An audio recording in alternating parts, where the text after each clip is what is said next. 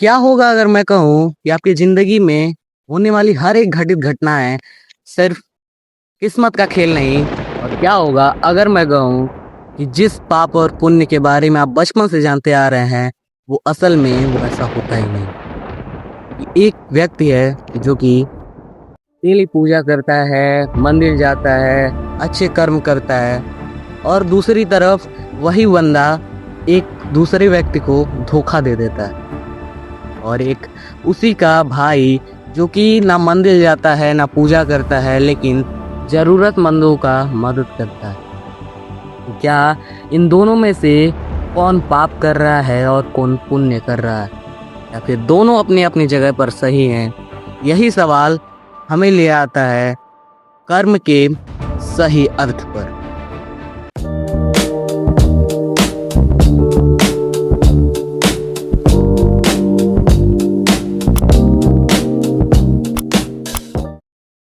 What is Karma, हम आज इस वीडियो में जानने वाले हैं। तो नमस्कार दोस्तों, welcome back to my YouTube channel spiritual Vigyan. तो आज हम जानने वाले हैं कि कर्मा आखिर में है क्या, इसका सही अर्थ क्या है और ये हर एक जगह पर काम कैसे करता है। क्या यही वह वजह है जिसके कारण एक गरीब इंसान गरीब होता है, इंसान अमीर होता है? क्या कर्मा हमारे जीवन में रोल प्ले करता है या फिर नहीं? आइए हम इसी सवाल का जवाब आज अपने वीडियो में जानेंगे। सबसे पहले हम जानते हैं कि कर्म होता क्या है। आखिर में आप हर एक चीज़ करते हैं अपने डेली लाइफ में, 24 आवर्स में आप हर एक वो चीज़ जो कर रहे हैं वो हर एक चीज़ एक कर्म में आता है। जैसे कि आप सुबह उठते हैं, चलते हैं, वॉक करते हैं, जिम जाते हैं, एनीथिंग, वो सब के सब कर्म है, यानी कि क्रिया है। और जब आप इनमें कुछ अच्छी चीज़ें करते हैं और कुछ बुरी चीज़ें करते हैं, उन्हें हम कहते हैं पाप और पुण्य। इसका सही अर्थ भी हम लोग वीडियो के आगे में जानेंगे।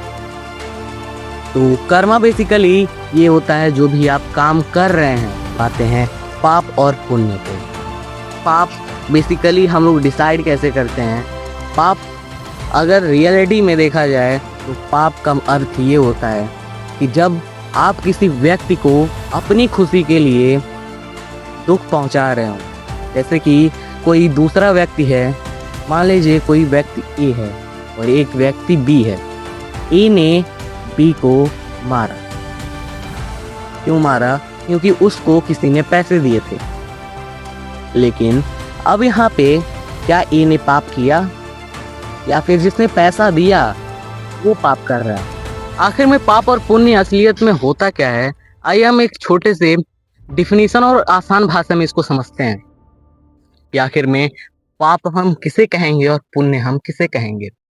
बेसिकली हम लोग पाप को इस हिसाब से डिफाइन करते हैं क्योंकि इसका असली अर्थ भी है कि जब कोई भी इंसान, कोई भी व्यक्ति जब अपनी फायदे के लिए, अपनी ज़रूरत को पूरा करने के लिए जब दूसरे ऑर्गेनिज्म को जब नुकसान पहुंचाता है, सिर्फ इंसान नहीं, सिर्फ ह्यूमंस की मैं बात नहीं कर रहा, ऑल ओवर द वर्ल्ड में जितने भी ऑर्गेनिज्म, लिविंग ऑर्गेनिज्म हैं, उनको जब आप नुकसान पहुंचा रहे हो, उसे हम लोग पाप की श्रेणी में लेते हैं। अगर एक इंसान है जो कि सिर्फ मजे के लिए मीट खा रहा है, वो पाप हम लोग कर्म से डिसाइड करते हैं कि आखिर में आपका कर्म कैसा है। अगर आपका कर्म कुछ इस प्रकार है कि आप अपनी खुशी के लिए दूसरे ऑर्गेनिज्म को हार्म पहुंचा रहे हो, भले से वो एक पौधा ही क्यों ना हो। अगर आप सिर्फ अपना फर्नीचर बनाने के लिए एक पेड़ को काट रहे हो जिसकी आयु अभी बहुत 100 साल और भी है, उसकी आयु को आप पहले ही खत्म कर दे रहे हो, इससे पहले ही आप उसे मार दे रहे हो, तो वो पाप की श्रेणी में आएगा।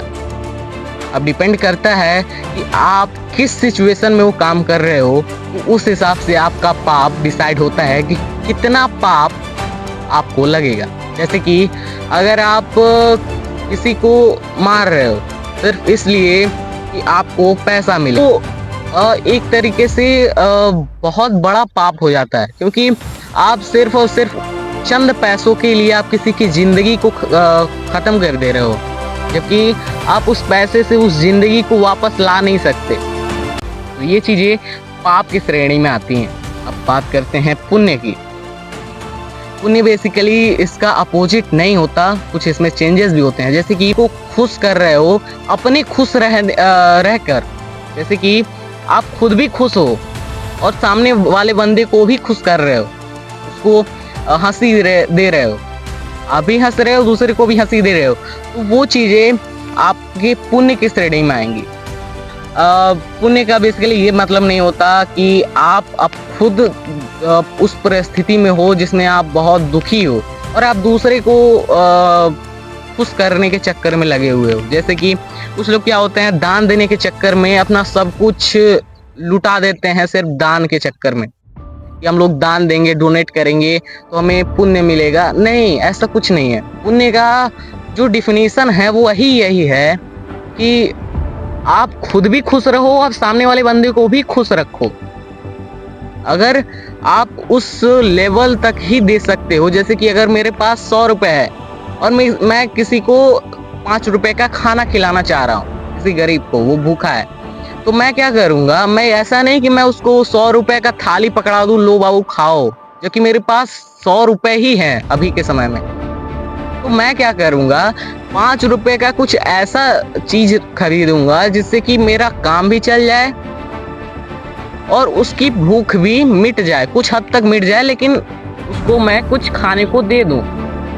तो ये आपके पुण्य की श्रेणी में आएगा, ये सबसे बड़ा पुण्य कहलाएगा। अब हम लोग आते हैं कि क्या वो फैक्टर्स हैं जो कि पाप और पुण्य में बहुत ही हमें ध्यान देना पड़ेगा, क्योंकि पाप और पुण्य कुछ ऐसे सेंसिटिव बातें होती हैं जो कि हर एक वक्त, हर एक पॉइंट पे आपको देखना पड़ेगा कि कहाँ मैं अपने कर्म को कैसा कर रहा हूँ। क्योंकि आपको भी पता है कि मैं 24 घंटे तक हमेशा हम लोग कर्म ही कर रहे होते हैं और अपने लाइफ में हर समय हम लोग कर्म ही करते हैं। हम सोते हैं फिर भी वो एक कर्म है, क्रिया है।